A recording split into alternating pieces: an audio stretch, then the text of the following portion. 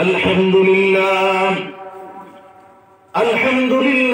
रब्बिल आलमीन वल आक़िबतु लिल मुत्तक़ीन वस्सलातु वस्सलामु अला नबिय्यिहि मुहम्मदिन व अला आलिहि व अस्हाबिहि अजमईन।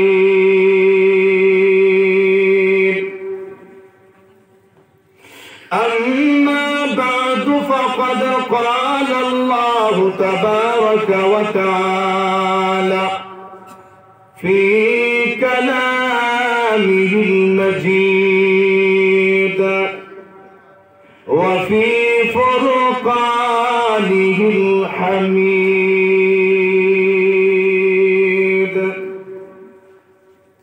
अऊज़ु बिल्लाहि मिनश शैतानिर रजीम। बिस्मिल्लाहिर रहमानिर रहीम। क़ुल या इबादियल्लज़ीना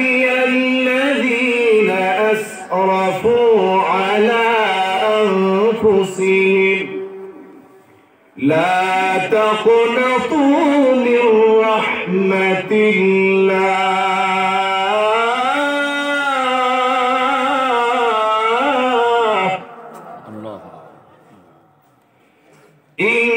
इन्नल्लाह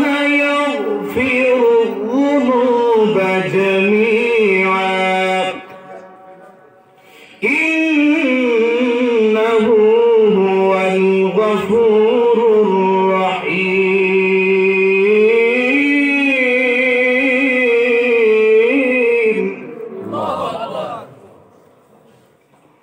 वक़ाल तआला फ़ी शान हबीबिही व महबूबिही मुख़बिरन व आमिरा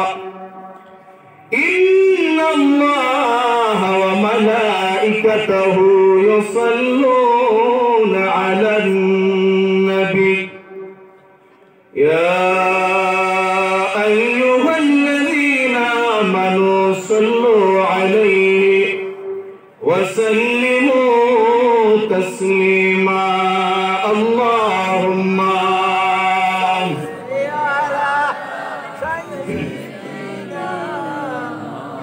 मौलाना व अला आलि मौलाना रुजहा शरीरी कठिन दिने কেউ তো কারো হবে না উম্মতি উম্মতি বলে সেদিন কাঁদবেন নবীজি মুস্তাফা। আল্লাহুম্মা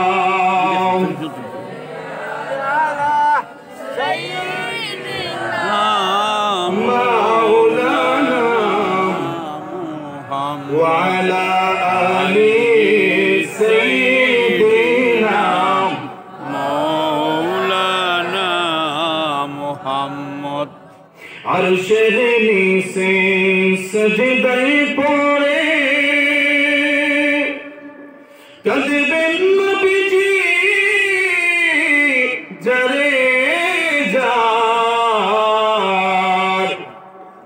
মাফ করে দাও ওহে আল্লাহ উম্মত আমার গুনাহগার। আল্লাহুম্মা সাল্লি আলা সাইয়্যিদিনা মাওলানা মুহাম্মদ ওয়া আলা আলি সাইয়্যিদিনা মাওলানা মুহাম্মদ। লা ইলাহা ইল্লা illallah, la ilaha illallah, la ilaha illallah, la ilaha illallah, la ilaha illallah, illallah, la ilaha illallah, la ilaha illallah, la ilaha illallah, la ilaha illallah, حسبي ربي جل الله، ما في خلقي قلبي خير الله، حسبي ربي جل الله، ما في خلقي خير الله، حسبي ربي جل الله ما في قلبي غير الله حسبي ربي جل الله ما في قلبي غير الله نور محمد صلى الله لا إله صلى الله لا إله إلا الله، لا إله إلا الله، لا إله إلا الله، لا إله إلا الله، لا إله إلا الله، لا إله إلا الله محمد رسول الله صلى الله عليه وسلم সম্মানিত হাজিরিন, অধ্যক্ষার আয়োজিত নিজ ঢাকা দক্ষিণ দিঘিরপাড় জামে মসজিদের উদ্যোগে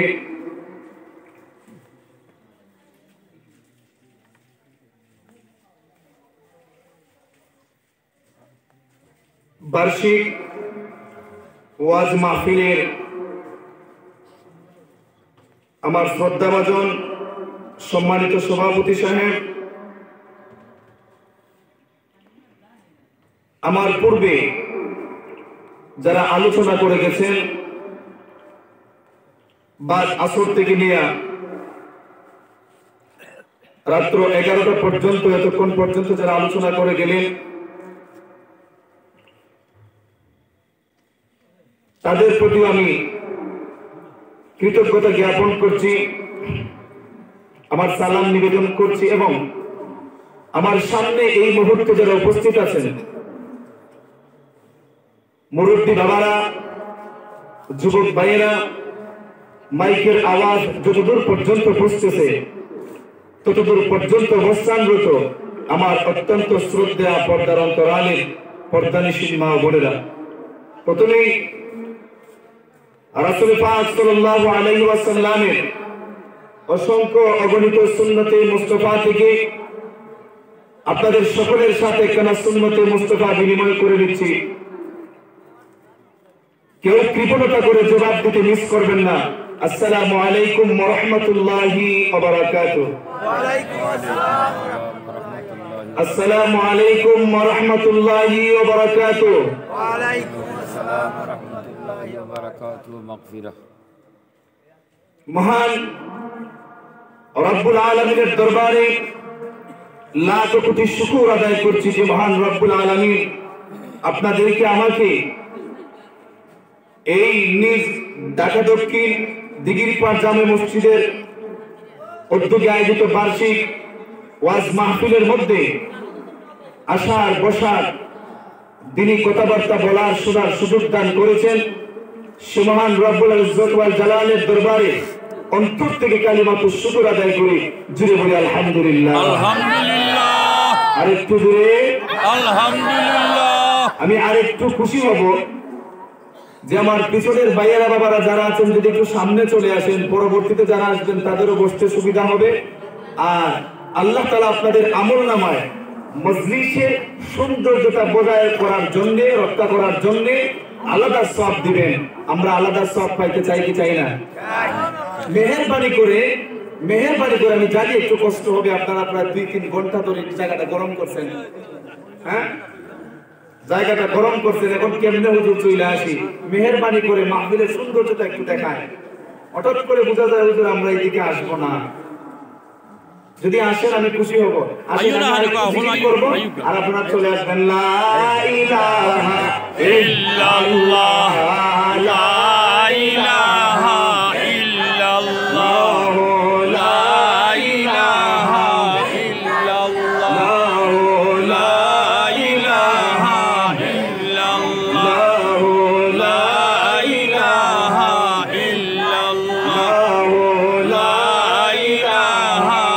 ইল্লাল্লাহ,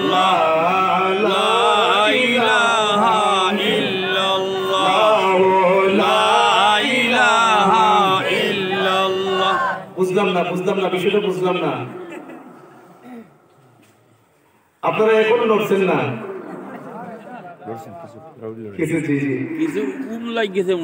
জি সামনে যদি না আসেন আলোচনা বুঝবেন না, আর আমিও ওয়াজ করতে আরাম পাবো না। আপনারা চলে আসুন সামনে, যদি কোনোদিন আবার হবিগঞ্জ শহরে দেখা হয় কারোর সাথে, চা তো খাইতে পারবেন। আসেন এই কোনায় কিন্তু ভাঙ্গা লাগবে, এর আগে ওয়াজ চলবে না। আসেন এই কোনা ভাঙ্গা লাগবে। ঠিক আছে, মুরব্বী বাবারা যারা আছেন বসে থাকেন, অসুবিধা নাই। যুবক ভাইয়ের আপনাদের প্রতি বড় অনুরোধ, সামনে চলে আসেন, যেটা ক্লিয়ার করেন।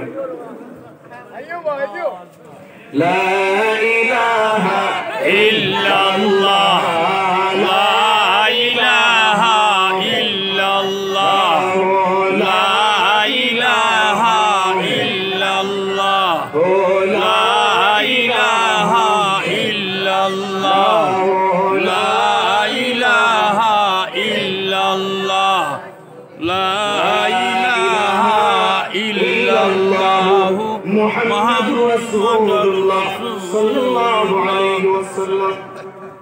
আমার বাবারা ভাইয়েরা, আমরা শুকর আদায় করতেছিলাম। আল্লাহ তাআলা আমাদেরকে অসংখ্য অগণিত নিয়ামত দান করেছেন, কথা বলুন ঠিক কিনা? এই বার্ষিক ওয়াজ মাহফিলে এসেছি, আমরা আরো শুকর আদায় করব যে মহান রব্বুল আলামিন আমাদেরকে সর্বশ্রেষ্ঠ জাতি হিসেবে সৃষ্টি করেছেন। বলুন আলহামদুলিল্লাহ। আলহামদুলিল্লাহ। মহান রব্বুল আলামিন আমাদেরকে এমন নবীর উম্মত হিসেবে দুনিয়াতে প্রেরণ করলেন, যিনি নবীদেরও নবী। জুড়ে বলুন সুবহানাল্লাহ। আমরা খুশি না বেজার? আরেকবার বলুন আলহামদুলিল্লাহ। আলহামদুলিল্লাহ। জীবন চলার সংবিধান স্বরূপ এমন এক কিতাব দিলেন, এমন এক সংবিধান দিলেন, যেই সংবিধানের নাম হলো আল কোরআন, যা আসমানি 104 খানা কিতাবের মধ্যে সর্বশ্রেষ্ঠ কিতাব। জোরে বলুন সুবহানাল্লাহ। সুবহানাল্লাহ। আমরা খুশি না বেজার? খুশি। তো এই যে এতগুলা নিয়ামত দিলেন কবির ভাষায়, তোমার হুকুম তোমর করি আমি প্রতিপাল, তবু আলো দিয়ে বাতাস দিয়ে বাঁচাবে বান্দায়। আল্লাহু আকবার। প্রতিটা কদমে কদমে আমরা আল্লাহর হুকুম তরক করি কিনা? তারপরে ফজরের নামাজ না পড়েই ঘুমাই থাকি, তারপরে ঘুম থেকে উঠে দেখি নাস্তা রেডি। রিজিক কে দেন? কত দয়াবান আল্লাহ। বলতেছে কাজী নজরুল ইসলাম, তোমার হুকুম তরক করি আমি প্রতিপাল, তবু আলো দিয়ে বাতাস দিয়ে বাঁচাবে বান্দা।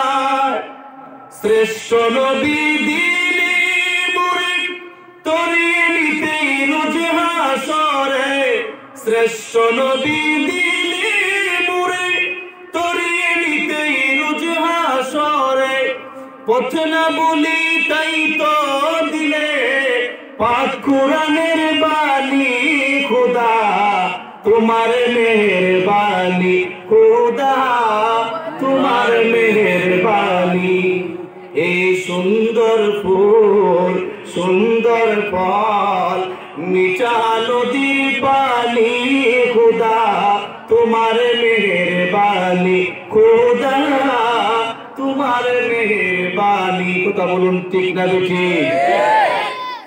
এতগুলা নিয়ামত আল্লাহ দিলেন, এই কান দিলেন দুনিয়ার মধ্যে চলতে গিয়ে। তোমার যে আমি আল্লাহ পৃথিবীর মধ্যে পাঠাইলাম, কেন পাঠাইলাম? আমার ইবাদতের জন্য। ইবাদত করতে গেলে আগে শোনা লাগবে, বোঝা লাগবে। কথা বলুন ঠিক কিনা?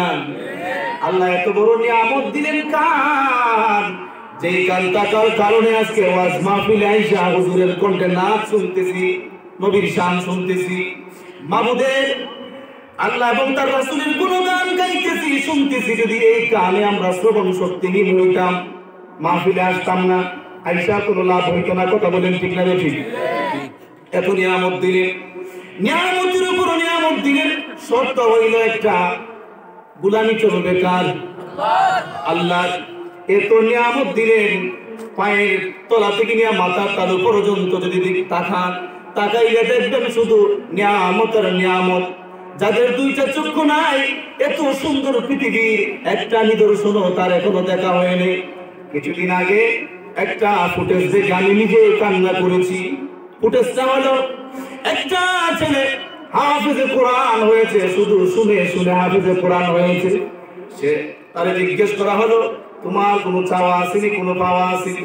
ডাক দেয়া কয়, হুজুর আমার কোনো চাওয়া নাই, আমার কোনো চাওয়া নাই। একটা চাওয়া, আল্লাহ যদি আমার দৃষ্টি শক্তি ফিরিয়ে দিতেন, তাহলে আমি আমার মা বাবাকে দেখতে পারতাম।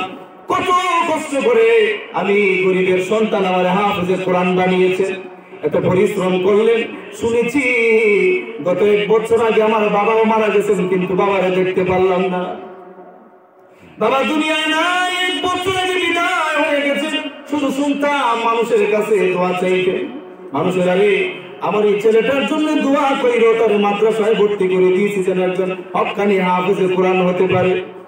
আজকে আমি হাফেজ হইলাম, আমার বাবা দুনিয়ায় নাই, এই বলে ছেলেটা কান্দে চোখ না থাকার কারণে। কাজী আল্লাহ আমাদেরকে যারা এখানে উপস্থিত আছি, মোটামুটি সবারই দৃষ্টি শক্তি আছে কিনা নাই? কার কার আছে হাতটা তুলে দেখান। নারে তাকবীর, হাতটা নামান। কাজী আল্লাহ যেহেতু দৃষ্টি শক্তি দিয়েছেন, শ্রবণ শক্তিও দিয়েছেন, আবার জবানটাও পরিষ্কার করে দিয়েছেন।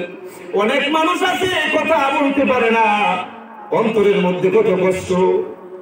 হুজুর যখন গজল গায়, হুজুর যখন নবীর শান গায়, মাহফিলে আয়েশা এমন লোক আছে যারা কথা বলতে পারে না, যাদের জবান নাই। এমন আছে কিনা নাই?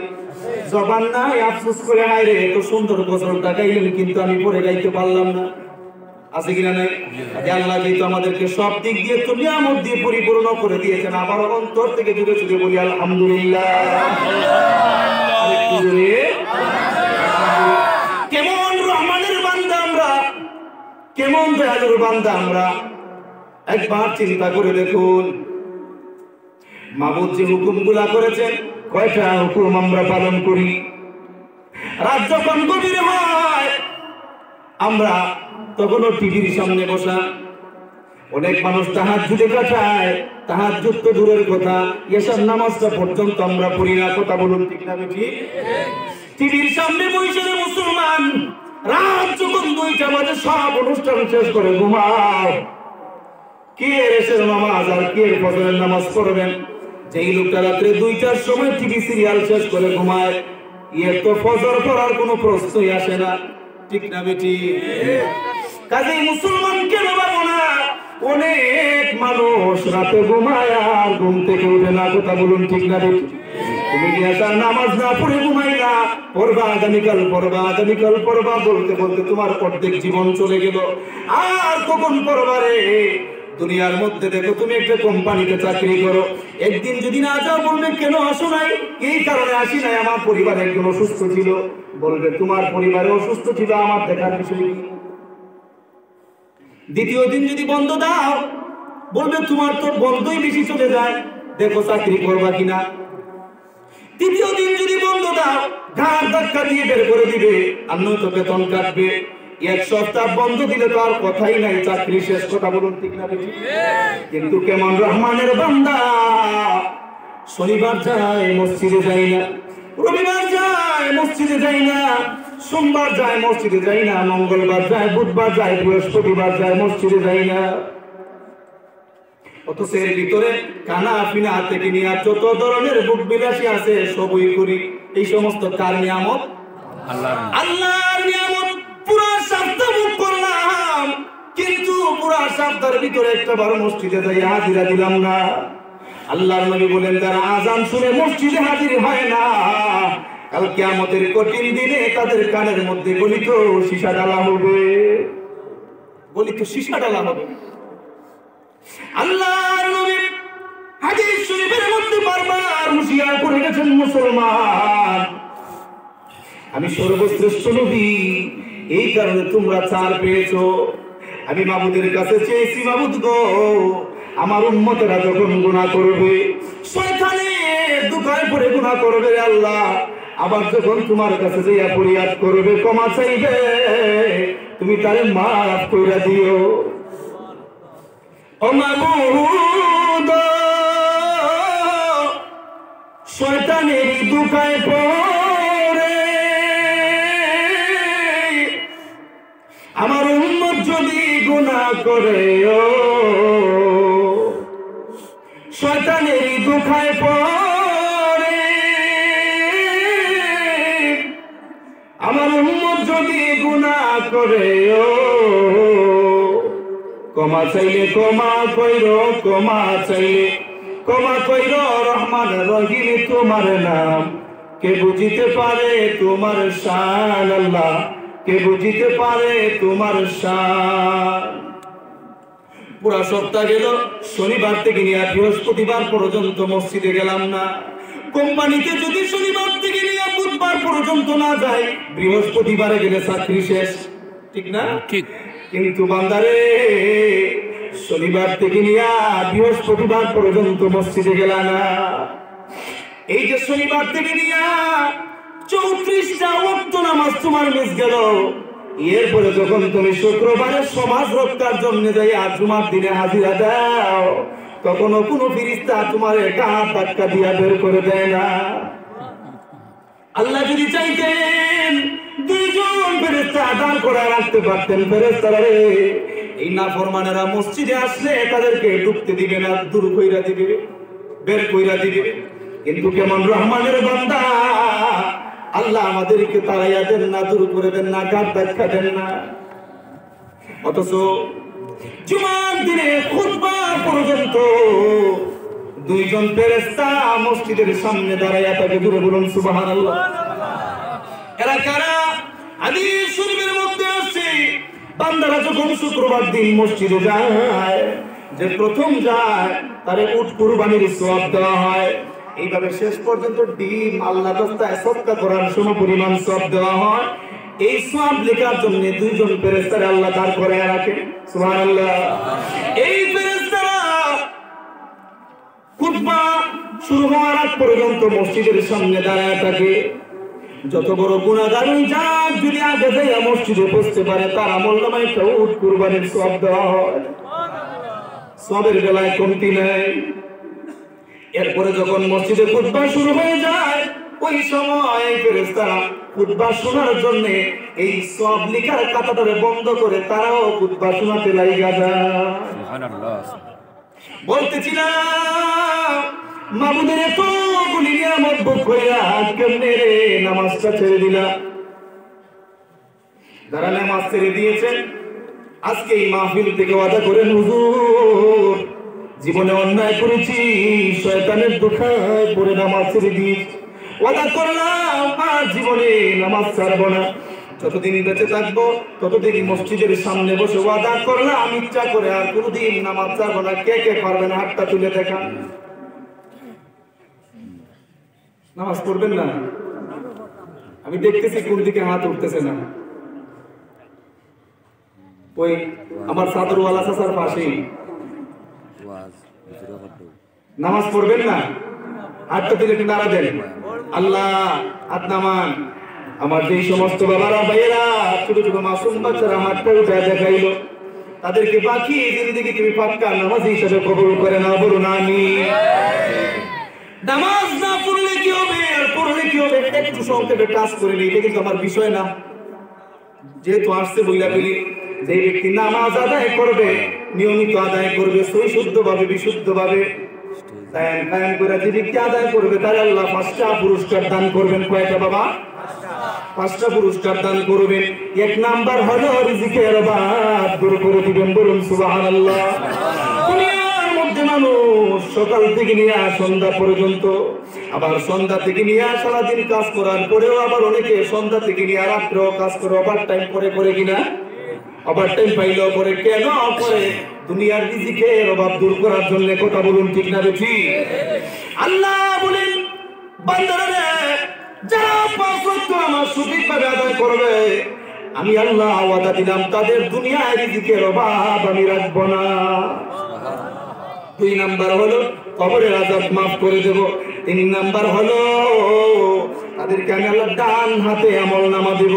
4 নাম্বার হলো 20 দিন ফুলসেরাতের ফুল পার করে দেব। 5 নাম্বার হলো বিনা হিসাবে জান্নাতের মধ্যে প্রবেশের অনুমতি দিব। পড়বেননি? আসুন, না পড়লে কি হবে দেখেন। যারা নামাজ ছেড়ে দেয় এরা আল্লাহর কাছে কত নিকৃষ্ট, একটু দেখেন কত নিকৃষ্ট এরা। এবার মহিলা বলে, হুজুর আমি জিনা করেছি, জিনার পরে এই জিনার একটা ফসল সন্তান যে আমি গর্ভে ধারণ করেছিলাম, এই সন্তানটা ভূমিষ্ঠ হওয়ার পরে সমাজের কলঙ্কের ভয়ে, সমাজের শাস্তির ভয়ে, সমাজের অপমানের ভয়ে আমি আমার এই সন্তানটার জীবন্ত খবর দিয়ে দিয়েছি। নাউজুবিল্লাহ বলেন। মুসা আলাইহিস সালাম বলেন, মহিলা গো, এই মুহূর্তে যদি তোমার জান তুমি রক্ষা করতে চাও, আমার দরবার থেকে বেরিয়ে যাও। এখানে কোনো জিনাকারীর জায়গা হবে না, ব্যভিচারিণীর জায়গা হবে না। আপন সন্তান যে হত্যা করে ফেলতে পারে এমন নিকৃষ্ট লোকের জায়গা আমার দরবারে হবে না, বেরিয়ে যাও। মহিলা কান্দে আর কয়, মাবুদ তওবা করার জন্য গুনার প্রতি অনুতপ্ত হয়ে এসেছিলাম মুসার দরবারে, আমারে ফিরিয়ে দিল রে আল্লাহ। তুমিও যদি আমারে ফিরিয়ে দাও, আমার তওবা যদি কবুল না করো, আমি আর কার কাছে গিয়ে তওবা করব রে আল্লাহ। এমনিতে আল্লাহর রহমতের দরিয়ার মধ্যে উঠে গেল। আল্লাহ ডাক দেয়া বলেন, মহিলা গো চিন্তা করিস না, দুনিয়ার সব মানুষ তা দিতে পারে, কিন্তু আমি রহমাতুল, আমি রহমতের মাওলা। আমার রহমতের ভান্ডারে যখন জুস উইটা যায়, রহমতের দরিয়া যখন ঢেউ উইটা যায়, আমি কাউরে ফিরাইয়া দেই না। যেহেতু নিজের গুনার প্রতি অনুতপ্ত হয়েছ, আর দেরি করি না, তওবা তুমি নিজে নিজেই করে ফেলো, কোনো অসুবিধা নাই। কবুল করার মালিক কে? আল্লাহর সঙ্গে সঙ্গে পয়গম্বর মুসা আলাইহিস সালামের দরবারে পাঠায় দিলেন হযরত জিবরাইল আলাইহিস সালামকে। জিবরাইল আইসা ডাক দিয়া বলে, ও পয়গম্বর, তওবা কবুলের মালিক আপনি নাকি আমার আল্লাহ? সুবহানাল্লাহ। মুসা ডাক দিয়া বলেন, জিবরাইল তওবা কবুলের মালিক তো আল্লাহ, তুমি জানো, কেন রে এমন প্রশ্ন করলে? জিবরাইল বলে, ও পয়গম্বর, একটু আগে যে মহিলাটা আপনার কাছে আসছিল তওবা করার জন্য, আপনি তারে ফিরিয়ে দিলেন কেন? গো ফিরিয়ে দিলেন, সে তো তওবা করার জন্য এসেছিল, আপনি কেন তারে তওবা করাইলেন না? ও পয়গম্বর, সে তো নিজের গুনার প্রতি অনুতপ্ত হয়ে এসেছিল তওবা করবে বলে, কেন তারে ফিরিয়ে দিলেন, তওবা করার সুযোগ দিলেন না? মুসা আলাইহিস সালাম বলেন, আমি সংকটে ছিলাম, আমি শঙ্কিত ছিলাম যে এই মহিলা যদি আমার আশেপাশে থেকে গজব নাজিল হইতে পারে।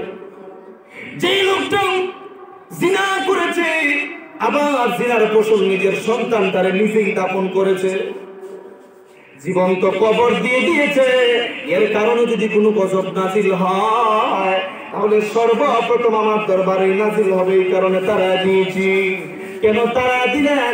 যে এর চেয়ে নিকৃষ্ট গুনাহগার লোক আমার উম্মতির মধ্যে আর হতে পারে না। এমনিতেই জিবরাইল আলাইহিস সালাম বলে, ও পয়গম্বর ভালো করে শুনে নেন, এই মুহূর্তে আল্লাহ রাব্বুল আলামিন জানায় দিয়েছেন এই মহিলাকে আপনি নিকৃষ্ট মহিলা তাড়ায় দিলেন, তওবার সুযোগ দিলেন না। আপনি জানেননি এর যে আরো নিকৃষ্ট লোক আপনার উম্মতের মধ্যে আছে। মুসা আলাইহিস সালাম অবাক হয়ে গেলেন, কসকিরে জিবরাইল, এর যে আরো নিকৃষ্ট লোক আমার উম্মতের মধ্যে আছে? বলে হ্যাঁ, ও পয়গম্বর, এর যে নিকৃষ্ট লোক আছে। কে রে ওইটা কে? জিবরাইল বলে, আল্লাহ রাব্বুল আলামিন এই মুহূর্তে আমারে জানায় দিয়েছে। ওরে জিবরাইল, আমার পয়গম্বর মুসারে জানায় দাও, যে ব্যক্তি মুসা আলাইহিস সালামের উম্মতের জন্য তারে 2 ওয়াক্ত নামাজ ফরজ করে দিয়েছি। কয় ওয়াক্ত বাজার?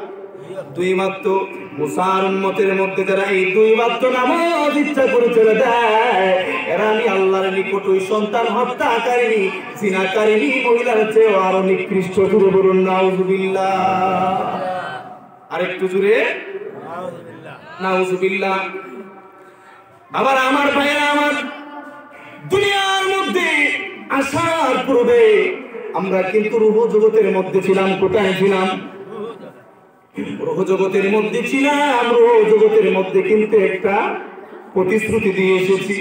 আল্লাহ রাব্বুল আলামিন আমাদেরকে একটা প্রতিশ্রুতি দিয়ে কিন্তু দুনিয়ার মধ্যে পাঠাইছেন। প্রতিশ্রুতিটা কি? আল্লাহ কিন্তু আগে একটা প্রতিশ্রুতি সাক্ষী রাখছেন, আলাস্তু বিরাব্বিকুম, আমি কি তোমাদের রব নই? আমরা কি বলেছিলাম? কি বলেছিলাম? বালা আলাস্তু বিরাব্বিকুম, আমি কি তোমাদের রব নই? আমরা বলেছিলাম বালা, হ্যাঁ আপনি আমাদের রব, আপনি আমাদের রব সাক্ষী দিয়ে এসেছিলাম। আল্লাহ অল্প দিনের জন্য এই দুনিয়ার মধ্যে পাঠাইছেন, পাঠাইয়া পরীক্ষার হলে পাঠাইছেন। এই পরীক্ষার হলের মধ্যে আসলাম, আসার পরে আবার যখন কবরে যাব, দেখেন সিস্টেমটা একদম সহজে বোঝা যায়। আল্লাহ রাব্বুল আলামিন আমাকে দুনিয়ার মধ্যে পাঠানোর পূর্বে শিখিয়ে দিয়েছেন, বান্দারে বল তোর রবকে রে বান্দা। আমি বলেছি আপনি আল্লাহ, আপনি ছাড়া আমার কোনো মাবুদ নাই, আপনি ছাড়া আমার কোনো প্রতিপালক নাই, আপনি ছাড়া আমার কোনো ইবাদতের মাবুদ কেউ নাই, আমার সেজদা পাওয়ার যোগ্য, ইবাদত পাওয়ার যোগ্য আর কেউ আপনি ছাড়া নাই। প্রতিশ্রুতি দিয়ে যখন এসেছি, আল্লাহ জিজ্ঞেস করেছিলেন আলাস্তু বিরাব্বিকুম, আমরা বলেছিলাম ক্বালু বালা, হ্যাঁ আপনি আমাদের রব। এই কারণে দুনিয়ায় আসার পরে যখন কিছু কাল থাকার পরে আবার কবরে যাব, কবরে যাওয়ার পরে আল্লাহ রাব্বুল আলামিন সর্বপ্রথম প্রশ্নটাই রেডি করে রেখেছেন, মার রাব্বুকা। জোরে বলুন সুবহানাল্লাহ। কেন প্রথম প্রশ্ন আমার রাব্বুকা? বান্দারে আমি আল্লাহ দেখব তুমি যে রূহ জগতের মধ্যে প্রতিশ্রুতি দিয়ে এসেছিলে আমি তোমার রব, দুনিয়ার মধ্যে আসার পরে এই রবকে কতটুকু স্মরণ করেছো তোমার মনে আছে কিনা? এই রবের কথা তোমার মনে আছে কিনা? যেই রবকে তুমি এক বইলা স্বীকার করে এসেছিলে, যেই রবকে তুমি তোমার মাবুদ বলে স্বীকার করে স্বীকৃতি দিয়ে এসেছিলে, তার কথা দুনিয়ায় আসার পরে তোমার মনে আছে কিনা? এই পরীক্ষা করার জন্য এই কবরের সর্বপ্রথম প্রশ্ন, মার রব্বুকা, তোমার রবকে। বুঝে আসছে? আসুন, এরপরে দুনিয়ায় আসার পরে আল্লাহ রাব্বুল আলামিন আমাদেরকে পরিষ্কার জানায় দিয়েছেন, বান্দারে ইবাদত যেহেতু করবে, তোরা যদি আমি আল্লাহর ইবাদত করো, সে বান্দা বাকি 17,999টা মাখলুক তোমাদের গোলামি করবে। তোমরা যদি আমি আল্লাহর গোলামি করো, বাকি 18,000 মাখলুকাতের মধ্যে তোমরা যদি আমি আল্লাহর ইবাদত করো, বাকি 17,999টা মাখলুক তোমাদের গোলামি করবে। তুমি বলুন সুবহানাল্লাহ। আল্লাহ রাব্বুল আলামিন এইটাও জানেন যে বান্দা দুনিয়ার মধ্যে যায় শুধু ইবাদত করবে, খাওয়া দাওয়া তো লাগবে কিনা? বিরিয়ানি দিলেই বলবো খাওয়া দাওয়া লাগবে কিনা? লাগবে না? লাগবে। দেখবেন রমজান মাসে সেহরির সময়ে যেই মাত্র দুধ দিয়া, কলা দিয়া, গরুর গোস্ত, মুরগের গোস্ত, হাঁসের গোস্ত, সবজি, এরপরে ডাইট, এরপরে আরো অনেক কিছু দিয়া খাইতে খাইতে যখন পেটটা 1 ফুট 1.5 ইঞ্চি উঁচা হইয়া যায়, এমনিতেই ফজরের নামাজ না পড়াও ঘুমটা চইলা আসে। ঠিক না বেঠিক? কারণ পেট ঠান্ডা, দুনিয়া ঠান্ডা। অনেকে কয় তো পেট খুশি আল্লাহ খুশি, হয় না? এটা বলা যাবে না। আসুন দেখবেন কিসের ফজরের নামাজ আর কিসের সেহরির সময় আর ওয়াক্ত দেখবো মুখের মধ্যে পান লইয়াই ঘুমাইয়া পড়ে। এমন আছে না? 8টার সময় উঠা কয় ওই খরখরার মা আমার মুখের মধ্যে সুপারি আইব কইতো, কয় না? সুপারি আইব কেমনে? কেমনে মনে আছে না? আর কেমনে কয় না? এমনি ঘুমায় পড়ে। কেন? পেট ভরা, পেট ভরা। অথচ আসরের নামাজের পরে অথবা জোহরের নামাজের পরে 3টার পর থেকে নিয়ে এসি ফিটিং কইরা ঘুমাইলেও আর ঘুম আসে না। কেন আসে না রে? পেটের ভিতরে মরিচের জ্বলা শুরু হইছে। নাই তেলা নাই, মোটরে আওয়াজ করে ঠিকই কিন্তু লাইট আর জ্বলে না। কেমনে জ্বলবে? ভিতরে পেট্রোল নাই। কথা বলুন ঠিক না ঠিক? আল্লাহ জানেন আমার বান্দা ইবাদত করতে গেলে খাইতে হবে, আগে পেটে ঠান্ডা করতে হবে। দেখেন নামাজ পড়বেন, নামাজের সময় হয়ে গেছে, আরেকদিকে খাবার রেডি, আপনি সময় মতো খাইতে পারেন নাই, এখন খাবার রেডি, এদিকে যায় নামাজও রেডি, কোনটা আগে করবেন? কি ইমানদার দেখো যে সময় দেখবা বাকল খাতার বন্ধ করে দেশি মরু কোথা নামাজ আদাইয়া, এমন পাবলিক আছে। এটি ইমানের ব্যাপার। যদি আপনি আপনার ইমান যদি মজবুত হয় আপনার খাবারের দিকে কেনই যাবে না। তারপর আল্লাহ সুযোগ দিচ্ছেন, দেখেন আল্লাহ কত রহমান, সুযোগ দিচ্ছেন, আল্লাহ কত রহমান, সুযোগ দিচ্ছেন। খাবার যদি চলে আসে অসুবিধা নাই, আগে খাবার খাইয়া লও, আগে খাবার খাইয়া লও, নয়তো তো নামাজে দাঁড়াই আল্লাহু আকবার আলহামদুলিল্লাহি রাব্বিল আলামিন আর রহমানির রহিম মালিকি ইয়াউমিদ্দিন ইয়্যাকা না'বুদু ওয়া ইয়্যাকা নাস্তাঈন ইহদিনাস সিরাতাল মুস্তাকিম। বাপর কথার বন্ধু তো বালা হইল, বন্ডি দিল, খেয়াল আইব কিনা? খেয়াল চলে যাবে যে তরকারি তো বাপসা ভালোই দেখা যায়, কোন কাম করছে। হ্যাঁ বাতলি নরম কইরা লাইল, এই টেনশনে পরে নামাজ কয় রাকাত পড়ছেন শেষে আর মিলাইতে পারে না, হয়তো বেশি করে নয়তো কম করে। দেখেন আল্লাহ কত মহান। আল্লাহ বলেন যাও আগে খাইয়া লাও, আগে খাইয়া লাও, পরে বইল নি, আগে সুবহানাল্লাহ, সুবহানাল্লাহ বলেন। এ বান্দা ইবাদত করতে গেলে খাইতে হবে, এই কারণে আল্লাহ হুকুম দিয়া দিলেন কুলু ওয়াশরাবু মির রিজকিল্লাহি ওয়া লা তাসাউ ফিল আরদি মুফসিদিন।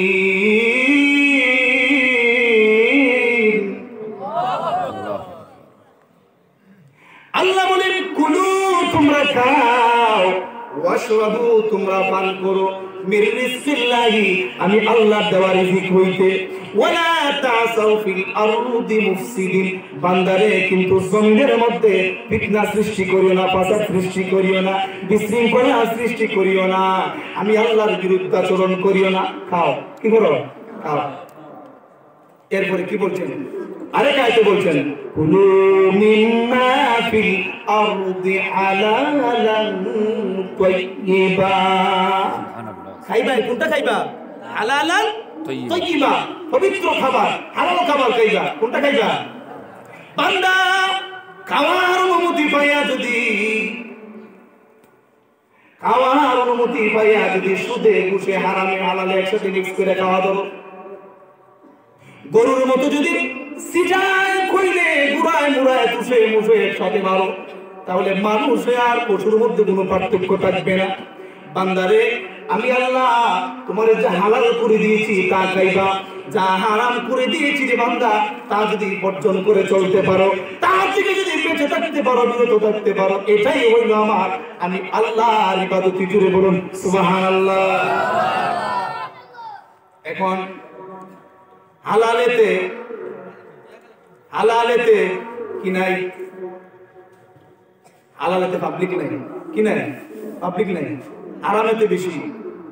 দেখা গেল বর্তমান সমাজ এত মাহফিল হয়, এত ওয়াজ হয়, মসজিদের মধ্যে শুক্রবার দিন আসলে 11:30টার সময় হুজুরে মাইক করে, তারপরেও সুদ ব্যবসা কমে না, সুদ ব্যবসা কমে না।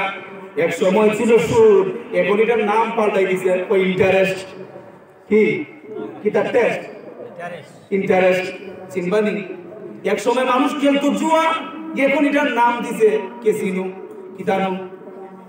ক্যাসিনো। চিনবেন? এখন চিনার কোনো কুদরত নাই। ক্যাসিনো। আর সুদের নাম দিছে ইন্টারেস্ট। কি ইন্টারেস্ট? এরে বান্দা, তোমরা যেমন নাম পরিবর্তন কইরা কইরা গুনার কাম চালাও, আমিও নাম পরিবর্তন কইরা কইরা দিমু। দিন কদিন পর পর কিতা দিন আয়লা সায়লা খাইলা। হ্যাঁ, এরপরে এখন এই আরেকটা কোনটা? করুণা। কি করুণা? আল্লাহ,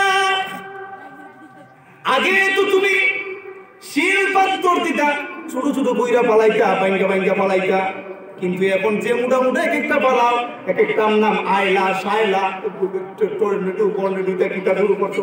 আল্লাহ কোন তোরা যেভাবে কেকের পরে কেকটা শেষ না হইতে হইতে আর একটা গুনার কাজ শুরু কইরা দেশ। আমার ফিরিস্তারা তো এই পাত্তর ভাঙবার টাইমই পায় না, এমনি চাইরা দেয়।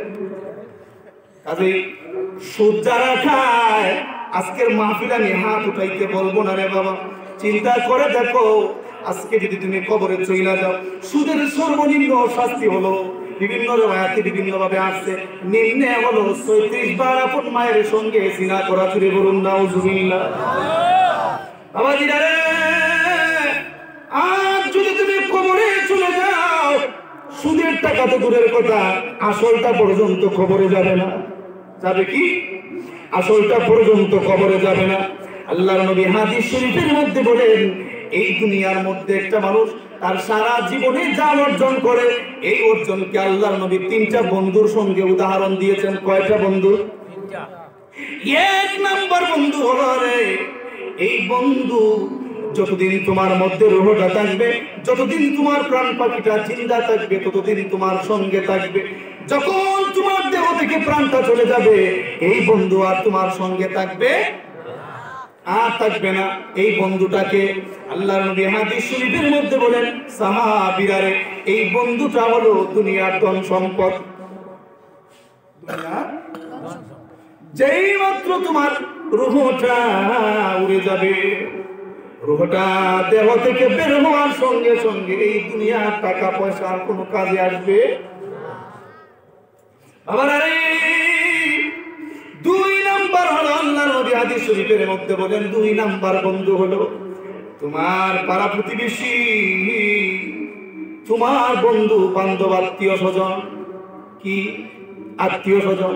নিজের সন্তান সন্ততি, যাদের জন্য তোমার জীবনটাকে হালাল পথে হারাম পথে কাটাইলা, অতিরিক্ত অর্জন করার জন্য 2টা ছেলে, তোমার বাড়ি হইল একটা, 2টার জন্য যদি 2টা বাড়ি বানায় যাইতে পারো, কত শৃঙ্খলা ভাবে থাকবে। এই আশায় সুদের সঙ্গে জড়িত হইলা, ব্যাংক থেকে টাকা উঠাইলা, উঠে বিল্ডিং 2টা বানাইলা। কিন্তু আল্লাহর নবী বলেন, উম্মত, ভুলেও এমন কাজ করিস না রে উম্মত, কারণ তোর দেহ থেকে যখন রূহটা চলে যাবে, এই যে সন্তানের জন্য তুই হারাম কাজের মধ্যে জড়িত হয়েছিলে, এই সন্তানটা তোর সরাটির নিচে যাবে না, কবরের উপর থেকে মাটি চাপা দিয়া করে রেখে আসবে। 3 নাম্বার বন্ধু হলো তোমার নিজের ঈমান আর আমল। এই বন্ধুটা কবর থেকে নিয়া আসর পর্যন্ত তোমার জন্য আল্লাহর সঙ্গে সুপারিশ করতেই থাকবে। এখন আমরা কোন বন্ধুটা চাই? ঈমান আর আমল। ঈমান আর আমল যদি পরিশুদ্ধ করতে চাও, রক্ত হালাল লাগবে কিনা? হ্যাঁ, রক্ত হালাল লাগবে কিনা? নামাজের যে কয়েকটা ফরজ আছে ভিতরে বাইরে, আমরা যা আরকান আহকাম বলি, এর মধ্যে আমরা পড়ি না জায়গা পাক, কাপড় পাক, শরীর পাক করি না? শরীর পাক বলতে এই শরীরের মধ্যে কোনো কাদা মাটি লাগছে, অপবিত্র জিনিস লাগছে, সাবান দেয়া ধুইবেন তা না। তাফসীরকারগণ বলেন, শরীর পাক বলতে আপনার শরীরের রক্তটা অপবিত্র লাগবে, রক্ত পবিত্র লাগবে। যেই ব্যক্তি সুদ খায়, তার রক্তটা হালাল না হারাম? হালাল না হারাম? সুদ খাওয়ারত অবস্থায় যদি সবে কদর পায়, সবে কদরের দিনে আল্লাহ এমন কিছু লোককে মাফ করে দেন যাদের 80 বছর 90 বছর পর্যন্ত শুধু গুনার কাজই করছে। কিন্তু যদি কোন লোক সুদ খাওয়ার অবস্থায় যাইয়া মানে আগামী বৈশাখ মাসের উপরে আরো 1.5 লাখ লাগাই, হ্যাঁ আগামী বৈশাখ মাসের উপরে আরো 50,000 গ্রামে গ্রামে দেওয়া, এরকম পাবলিক নাই?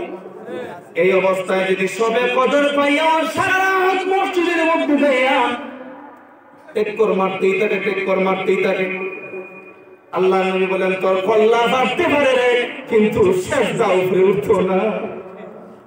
কেন? হাদিস শরীফের মধ্যে আছে আমার নবী যখন মেরাজের রাজনীতে সফরে গেলেন, কে নিলেন? আল্লাহ। কে নিলেন? আল্লাহ। জান্নাত জাহান্নাম লৌহ কলমের মধ্যে কোথায় কি আছে দেখাইলেন। দেখানোর পরে আল্লাহ নবী এসে বর্ণনা করতে লাগলেন সবকিছু সাহাবীদের সঙ্গে। এক পর্যায়ে সত্তরদের সম্পর্কে বলেন, সাহাবীরা রে, আমি যখন জাহান্নাম সফরে গেলাম, জাহান্নাম ভ্রমণে গেলাম, দেখতে গেলাম, দেখি একটা বড় রক্তের নদী, যার রক্ত গুলা উত্তপ্ত গরম টকবক করতেছে। আর এই রক্তের নদীর মধ্যখানের মধ্যে কিছু লোক উলঙ্গ অবস্থায় সাঁতার কাটতেছে, কিনারায় যখন আসতে চায় সঙ্গে সঙ্গে আযাবের ফেরেশতারা পাথর মাইরা এদেরকে আবার মধ্যখানে পাঠায় দেয়। আল্লাহ নবী চোখের পানি ছেড়ে দিয়া জিবরাইলকে জিজ্ঞেস করলেন, জিবরাইল এরা কারা রে? জিবরাইল এরা কারা? এদেরকে কেন এমন শাস্তি দেওয়া হইতেছে রে জিবরাইল? এরা কি অপরাধ করেছে? আল্লাহ নবীকে জিবরাইল বলে, নবী গো, ও মায়ার নবী, এরা ওই সমস্ত লোক যারা দুনিয়ার মধ্যে সুদ খাইতো। নাউযুবিল্লাহ। আল্লাহ যেন এই সুদের মতো গুনার কাছ থেকে আমাদেরকে বেঁচে থাকার তৌফিক দান করেন, বলুন আমিন। এরপরে আরেকজন লোক আছে যারা দুনিয়ার মধ্যে মানুষের হক নষ্ট করে, আছে কিনা নাই? হক নষ্ট করে আছে কিনা নাই? বোন রে বুঝাইয়া কয়, বোন গো, ও বোন দেখ আমার ফুলা তিনটা, কি তিনটা? বোন গো, আমার বাবার সম্পত্তির মধ্যে তোর বোন 2 কের জায়গা আছে। গভীর মনোযোগ দিয়ে বুঝবেন, যদি উল্টা পাল্টা করেন বুঝবো এই মামলার আসামি। গভীর মনোযোগ দিয়ে শুনেন। বোন মানে মহিলারা কিন্তু একটু সরল মনের থাকে, সরল সুজা থাকে, কথা বলুন ঠিক না বেশি? কইতাম নি চলতো নি? বোন গো, ও বোন, বইনে কয় কি কাবু ভাইসা? বোন গো, বাবার সম্পত্তির মধ্যে তোর বোন 2 কের জায়গা আছে বা 1 কের জায়গা আছে। ও বোন, যদি জায়গা খানটা আমার দিলাস, আমার ফুলা বানতে তোর লাগি তো আমার বোনে, আর আমি ওসিয়ত কইরা যাইবো গো, যতদিন তুই বেঁচে থাকবে তোরে আর তোর জামাইরে ঈদে পড়বে 2টা কইরা লুঙ্গি আর শাড়ি দিবনে। আমপুন দুরা পাবলিক আছে কিনা নাই? আছে কিনা নাই? আছে। বইনরে বুঝাইয়া হাতাইয়া মাতাইয়া ফামফুম দিয়া বুঝাইলা, বইন রাজি হইয়া যায়, কারণ ভাইয়ের প্রতি বইনের মহব্বতটা একটু বেশি থাকে, কথা বলুন ঠিক না বেশি? অনেক ভাই আছে রে, বোন মারা গেলেও জানা যায় না, কিন্তু বোন এমন বোন দেখেছি ভাই মারা যাওয়া তো দূরের কথা, অ্যাক্সিডেন্টের খবর পাইলে স্ট্রোক কইরা ফেলায়, ঠিক না বেশি? এইভাবে হক নষ্ট করছে। পরে দেখা যায় কে কাপড় আর কে শাড়ি আর লুঙ্গি। ঈদের সময় আইলে বইনে ডাকতে বাইসা কি তৈছে, কইছলাম কাপড় দিবা, তুই যে এত রঙ করছিস গো, তোর বাড়ি ওষুধ ফুয়ারও একটা তাল মাত্রা বালা নাই, বিদেশ গেছিল আশা করে পাঠাইছিলাম, অল্টার হয়ে গেছি, কিতাটার হয়ে গেছি অল্টা, আর তুই যে বেটি রঙ করছ কাপড় দিতাম, সবুর করার আল্লাহ দেওয়াইলে তুমি না আগামী বছর। আল্লাহ বলেন আর তোর আগামী বছর দিতে হবে না, তোর নাম আমি আল্লাহ কথার প্রতিশ্রুতি রক্ষা না করার কারণে, ওয়াদা খেলাফ করার কারণে রে বান্দা আর দিতে হবে না, তোর নাম আমি মুনাফিকদের কাতারের মধ্যে উঠাইয়া রাখছি। ওয়াদা খেলাফকারী কি? মুনাফিক। উঠাই দিছি মুনাফিক, আল্লাহ তো না দেওয়া। আসুন মানুষের উপরে জুলুম করে যারা অন্যায়ভাবে হক নষ্ট করে যারা, এদেরকে আল্লাহ কোথায় রাখবেন? হাদিস শরীফের মধ্যে আছে আল্লাহর নবী ডাক দিয়ে বলেন, সাহাবীরা রে, জুব্বুল হুজন থেকে তোমরা আল্লাহর দরবারে ক্ষমা চাইও। ইয়া রাসূলুল্লাহ, ইয়া হাবিবাল্লাহ, নবীজি জুব্বুল হুজন কি গো নবী? আমরা তো জুব্বুল হুজন চিনি না, জুব্বুল হুজন কি গো নবী? আল্লাহর নবী বলেন, সাহাবীরা রে, জুব্বুল হুজন হইল জাহান্নামের একটা মাঠ, যেই মাঠ জাহান্নামের একটা ময়দান, জাহান্নামের একটা মাঠ। এই জাহান্নামের ময়দান জুব্বুল হুজন, জাহান্নামের ময়দান হওয়া সত্ত্বেও এই ময়দান থেকে স্বয়ং জাহান্নাম দৈনিক 400 বার আল্লাহর দরবারে পানা চায়। এত কঠিন ময়দান। বলতে পারেন হুজুর জাহান্নামের ময়দান, আবার জাহান্নাম তার থেকে পানা চায় কেন? অনেক সময় দেখা যায় বাঁশের যে চিংলাটা, আমরা বই না, বাঁশের যে চিংলাটা, একটা কথা আছে না, গ্রামের কথা, বাবার চেয়ে ছেলে মাতব্বর আছে না, এর লাগি ওই মুরব্বী যারা আছেন তারা সামনে এইটা কিছু তালয়। অনেক সময় দেখা যায় না বাঁশের চেয়ে কি সিংলা মুঠা, দেখা গেল বাবার চেয়ে ছেলে মাতব্বর। তো সাপোজ একটি উদাহরণ দিলাম, কিন্তু গ্রুপ জাহান্নামের ওই ময়দানটা এত ভয়াবহ হবে, এই ময়দান থেকে স্বয়ং জাহান্নাম দৈনিক 400 বার আল্লাহর কাছে পানা চায়। আল্লাহর নবীকে সাহাবায়ে কেরাম আওয়াজ করলেন, নবীজি এই ময়দানে কাদেরকে দেওয়া হবে গো নবী? আল্লাহর নবী বলেন, যারা ইচ্ছা করে অন্যায়ভাবে অন্যের হক নষ্ট করে, জোর জবরদস্তি করে, মানুষের উপর জুলুম নির্যাতন করে, এদেরকে আল্লাহ রাব্বুল আলামিন এই ময়দানে নিক্ষেপ করার জন্য রেডি করে রাখছে। আবার আমার আসুন আলোচনার শেষ পর্যায়ে চলে যাই। ঘন্টা কিন্তু হয়ে গেছে, আর চালাইতাম না, শেষ। হ্যাঁ, মনে হয় কেউ কেউ একটু ঘুমাইয়ে গেছেন কেন? হ্যাঁ হ্যাঁ, চলবনি? লা ইলাহা লা ইলাহা, যে ঘুমাইছে তার মুখে তার গিয়া বলুন, লা ইলাহা লা ইলাহা লা ইলাহা ও লা ইলাহা। ও মদিনা তোমায় ভুলতে পারি না, বলুন ও মদিনা তোমায়, ও মদিনা তোমায় ভুলতে পারি, কি করে ভুলিব তোমায়, বলো না বলো না। তোমার বুকে শুয়ে আছেন যে জোনা, যাকে সৃষ্টি না করিলে আমার রব্বানা কিছুই সৃষ্টি করতো না। জুড়ে বলুন ঠিক না বেশি? তিনি আমার জানের জান, আমার প্রাণের প্রাণ, তিনি আমার জানের জান, আমার প্রাণের প্রাণ, যাকে হারালে হারাবো আমি দুজাহান, বলুন তিনি আমার জানের জান, আমার প্রাণের প্রাণ, যাকে হারালে হারাবো আমি না।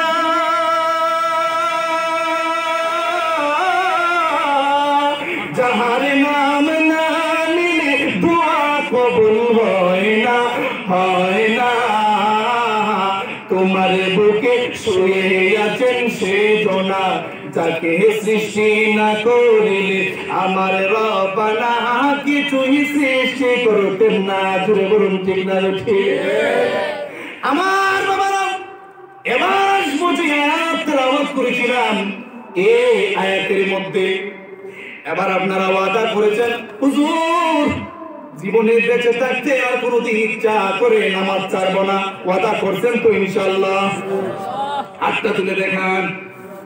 আল্লাহ যারা হাত উঠাইলেন প্রত্যেকের হাতে কবুল করে নাও। আল্লাহ আমার ভাইদেরকে বাবাদেরকে বাকি জিন্দেগি রব্বুল আলামিন শয়তানের কুমন্ত্রণা থেকে বাঁচাইয়া পাঁচ ওয়াক্ত নামাজ হিসেবে কবুল করে নাও। আর নামান আর সুদ খাইব না। কে কে রাজি আছেন আমার হাতটা তুলে দেখান, ফেরেশতারা সাক্ষী থাকবে। আল্লাহ যারা এই মামলার আসামি তাদেরকে হেদায়েত দান করো, আমিন আমিন। আল্লাহ আল্লাহ যারা এই মামলার আসামি তাদেরকে তুমি খালাস করো, আর যারা এখন এই মামলার মধ্যে পড়ে নাই তাদেরকে মরণ পর্যন্ত মাওলা তোমার হাওলা করে দিলাম এমন মামলার আসামি বানাইও না। আমিন।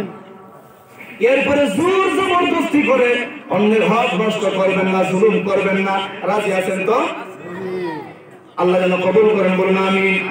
এবার যেহেতু ওয়াদা করছেন হুজুর আর নামাজ ছাড়বো না, আর অন্যভাবে কারো হক নষ্ট করবো না, জুলুম করবো না, নির্যাতন করবো না, আর ওয়াদা করেছেন সুদ ঘুষের সঙ্গেও আর জড়িত হইব না।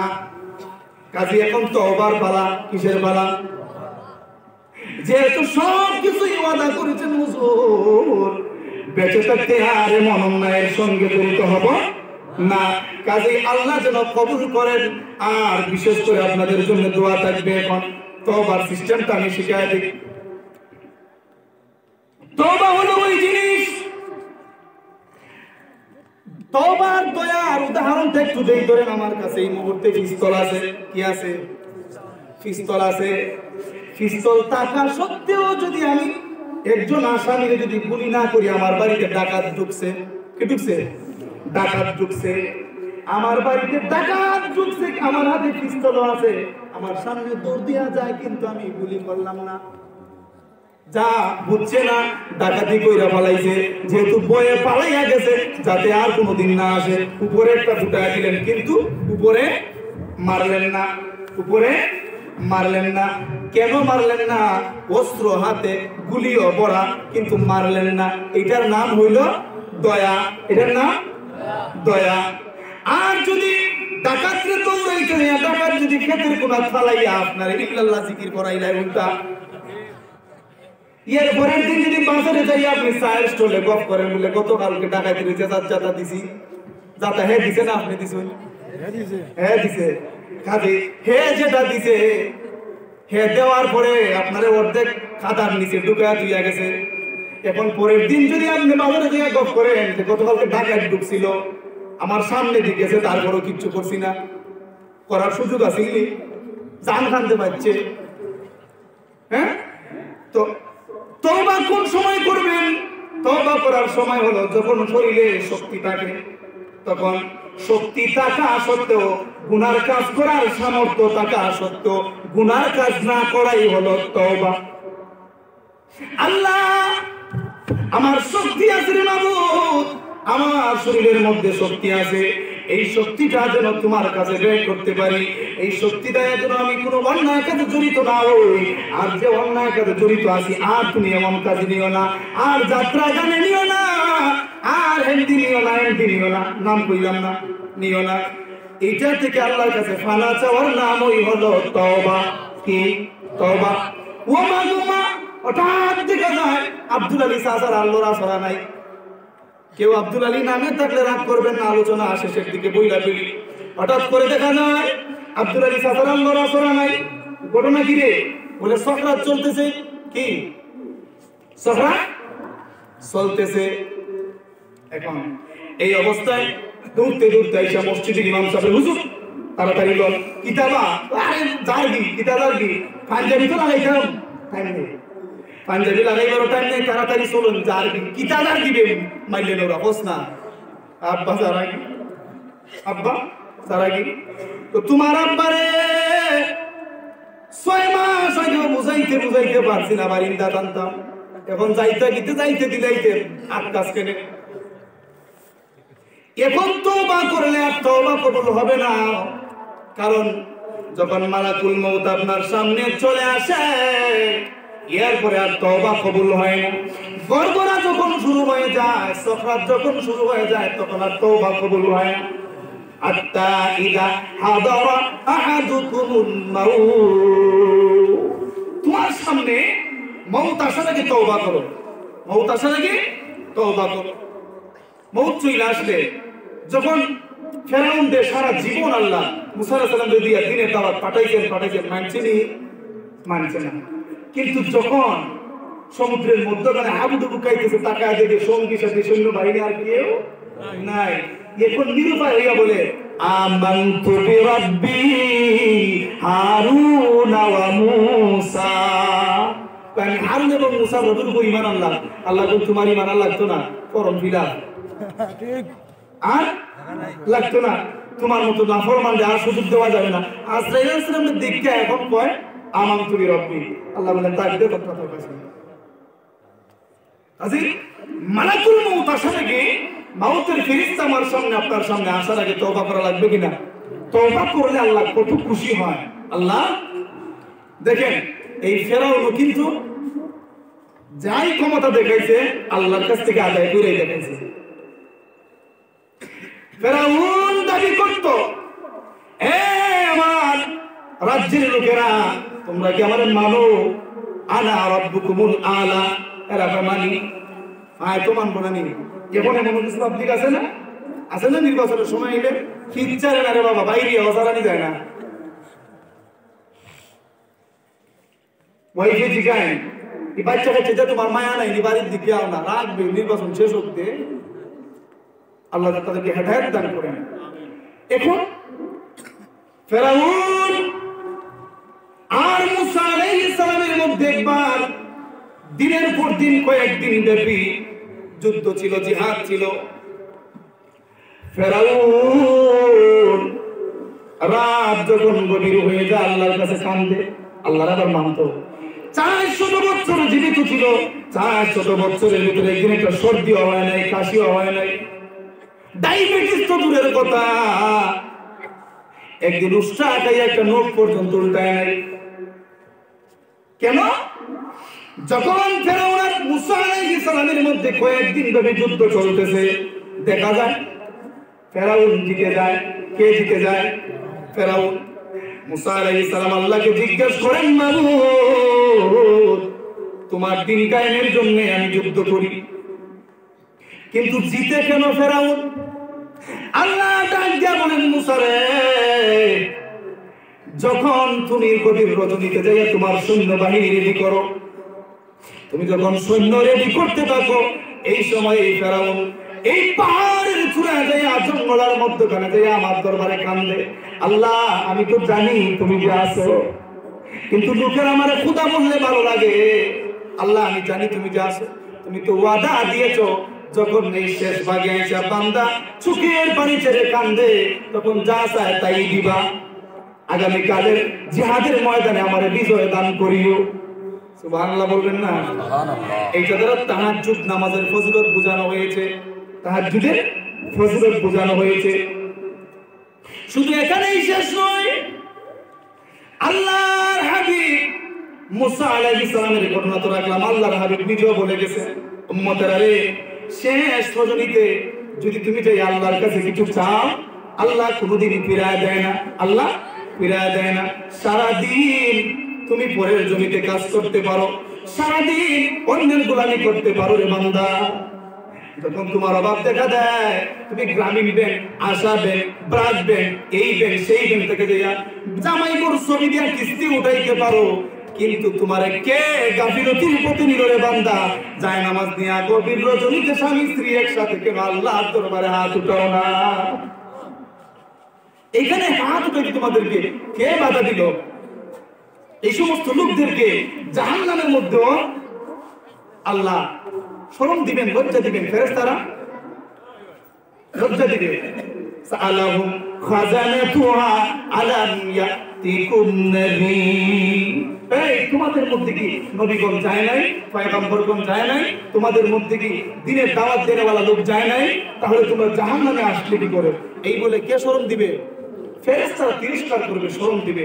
আসুন, গভীর রজনীতে যারা চোখের পানি ছেড়ে ছেড়ে আল্লাহ দরবারে কান্দে, এই সময়ের ইবাদত কিন্তু দুনিয়ার কোনো মানুষ দেখে না, দেখে না। এই কারণে এই সময়ে কোনো হিংসা অহংকার কিচ্ছু থাকে না। রিয়া থাকে না, রিয়া মুক্ত ইবাদত থাকে। এই কারণে অতি সহজে ইবাদতটা আল্লাহর দরবারে কবুল হয়ে যায়। আমার বাবারা, হাসরের ময়দান যেদিন কায়েম হয়ে যাবে, আমি ঈমানদারদের চোখের পানি সম্পর্কে এই ঘটনাটা বলে শেষ করে দিচ্ছি। হাসরের ময়দান যখন কায়েম হবে, একদিকে আল্লাহ বিচারের কাজ শুরু করে দিবে, আর একদিকে বিচারের কাজ শেষ হওয়ার আগে জাহান্নাম হুঙ্কার চাপতে থাকবে, ও মালিক, বিচারের কাজ যদি শেষ হয়ে থাকে, এই জাহান্নামী গুলোরে কেন আমার মধ্যে দিয়ে দেন না রে আল্লাহ? যাদের ফয়সালা জাহান্নামে হয়ে গেছে, মাবুদ আর দেরি করবেন না, এদেরকে আমার মধ্যে পাঠায় দিন। আল্লাহ বলবেন, জাহান্নাম একটু অপেক্ষা কর, একটু অপেক্ষা করে বিচারের কাজটা শেষ করে দিই। জাহান্নাম থামতে চাইবে না, জাহান্নাম হুঙ্কার দিয়া যখন এই গুনাহগারদের দিকে আসতে থাকবে, আল্লাহ ডাক দিয়া বলবেন, ফেরেশতারা এই জাহান্নামকে তোমরা আটকাও। কেমনে আটকাইবা? 70,000 শিকল লাগাইয়া, এক একটা শিকলের পিছনে আরো 70,000 ফেরেশতা ধরে টানতে থাকবে। সুবহানাল্লাহ। এক একটা শিকল 70,000 শিকল লাগাইয়া, এক একটা শিকলের পেছনে আরো 70,000 ফেরেশতা ধরে টানতে থাকবে, তথাপি জাহান্নামকে আটকানো যাবে না। আল্লাহর ফেরেশতারা ডাক দিয়া বলবে, মাবুদ, এই জাহান্নামকে কি দিয়ে আটকাবো রে আল্লাহ? জাহান্নামকে তো আটকাইতে পারতেছি না, হাসরের ময়দানের দিকে চলে যাচ্ছে। আল্লাহ ডাক দিয়া বলবেন, আটকাও, দেখো যত শক্তি খাটাইবার খাটাও। ফেরেশতারা तमाम শক্তি খাটাইও আটকাইতে পারবে না। এরপরে আল্লাহ রাব্বুল আলামিন একটা পাত্র থেকে কিছু পানি দিবেন। সুবহানাল্লাহ। এই পানিটা চিটা দেওয়ার সঙ্গে সঙ্গে জাহান্নাম পিছনের দিকে চলে যাবে।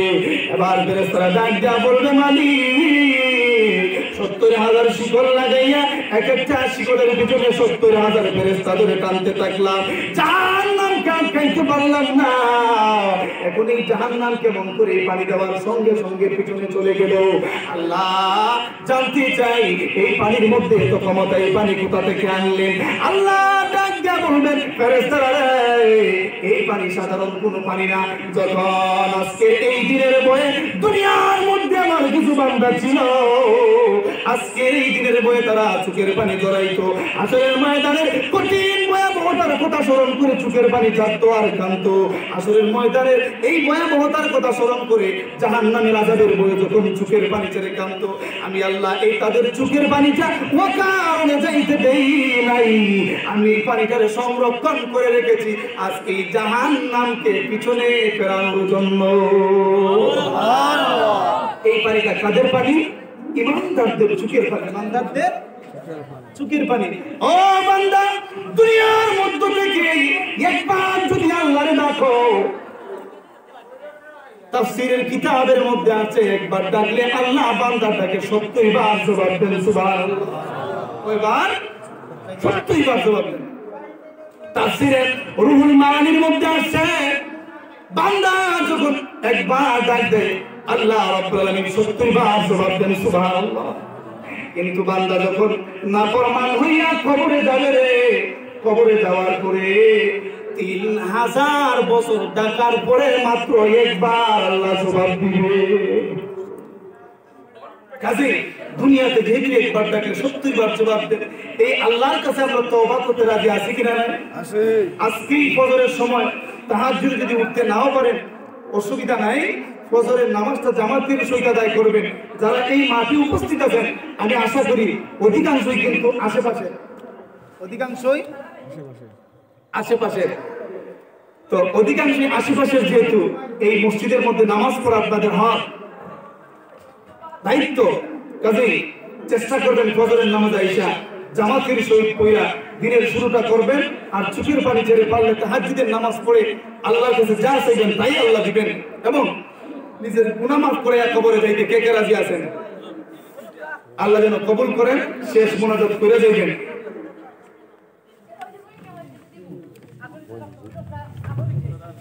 এখন আচ্ছা, একজন একটা খাতা নিয়ে বসেন, একটা খাতা নিয়ে বসেন।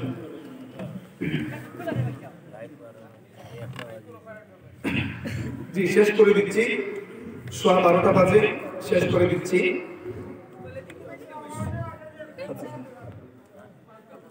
এখন কেউ উঠবেন না, মুনাজাত